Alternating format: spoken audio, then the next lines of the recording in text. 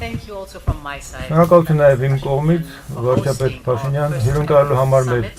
երբևէ առաջին գագանաժողովը ձեր գեղեցիկ երկրում։ Միշտ էլ հատուկ կապ է գոյություն ունեցել Հայաստանի և Եվրոպայի միջև մեր կապերը առասպելների և հինավուրց քաղաքակրթություններից են սերում, բայց սա ոչ միայն մեր համատեղ պատմությունն ու մշակույթն է, որ մեզ միավորում է, ոչ միայն մեր հինավուրց կապերը, այլ նաև այն հնարավորությունները, որոնք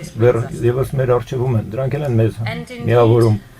Եվ իսկապես Հայաստանը և Եվրոպական միությունը ավելի մոտ են, քան երբևէ եղել են։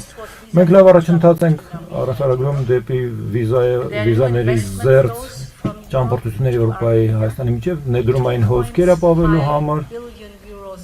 2.5 միլիարդ եվրո արդեն մեր ներդրումային ծրագրում նախատեսված են գլոբալ դարպասներ անվանտակ։ Այս գագաթնաժողովով մենք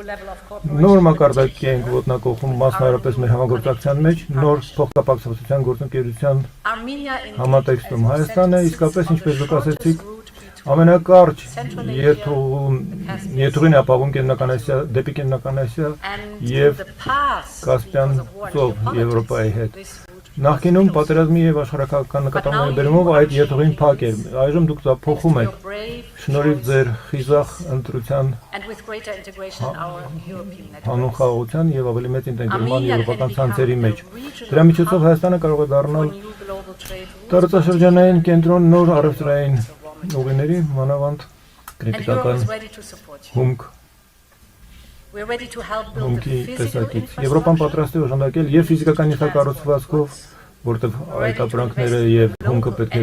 տեղափոխել, մենք պատրաստ ենք տեղական էներգետիկ արտադրության և էներգետիկ կապերի տեսանկյունից օժանդակել ծովի միջոցով և նաև ձեր ծաղկող և փթթող թվանշային ասպարեզը ինտեգրելու եվրոպական թվանշային ասպարեզի մեջ հանուն հետագա աճի և զարգացման։ Ուկրաինայից դեպի Իրան ամբողջ տարածաշրջանը ցնցվում է պատերազմից, մինչդեռ այստեղ Հարավային Կովկասում այլ պատմություն է, այլ իրավիճակ է։